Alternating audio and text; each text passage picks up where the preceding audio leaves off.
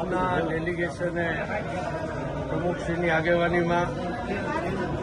કમિશનરને રજૂઆત કરી છે કે ખાસ કરીને રાજકોટમાં હમણાં થોડા વર્ષોથી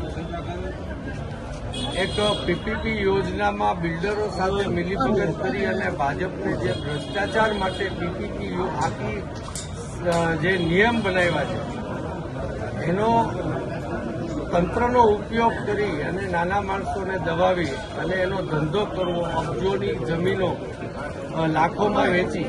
અને થોડા ઝૂંપડાઓ બનાવી દઈ અને જે મોટા ભ્રષ્ટાચારનું હાલે છે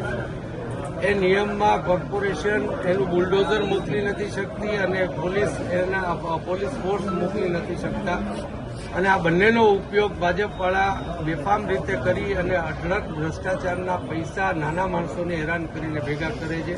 એ ન થવું જોઈએ અને થશે તો એનો પૂર્ણ પ્રમાણે વિરોધ કરવામાં જ આવશે, એટલું નહીં ગ્રાઉન્ડ લેવલ ઉપર કરવામાં આવશે એમ કહ્યું છે. તદુપરાંત નાના માણસ જેનું ઝૂંપડું હોય, કમસે કમ આ દેશ ઉપર હરેક વ્યક્તિનો અધિકાર છે જેને કાયદાથી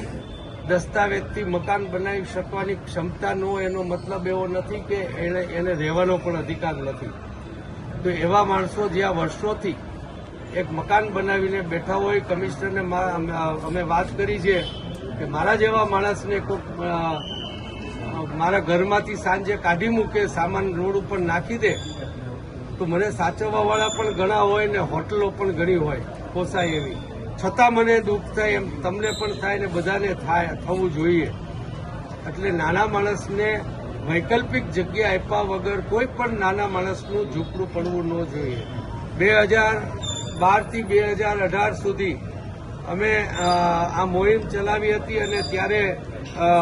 એક પણ પીપીપી યોજનામાં બિલ્ડરોના સહારે કોર્પોરેશન કે પોલીસ જઈ નહોતી શકી અને આજે અને જ્યાં ગઈ હતી ત્યાં અમે વંડા પણ તોડી પાડ્યા હતા. એ જ રીતના ઉગ્રતાથી ભાજપનો અમે ભ્રષ્ટાચાર અટકાવવાનું અમે નક્કી કર્યું છે. ત્યારે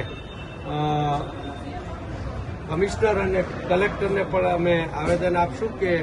આ પ્રકારે મકાનો પડવા ન જોઈએ.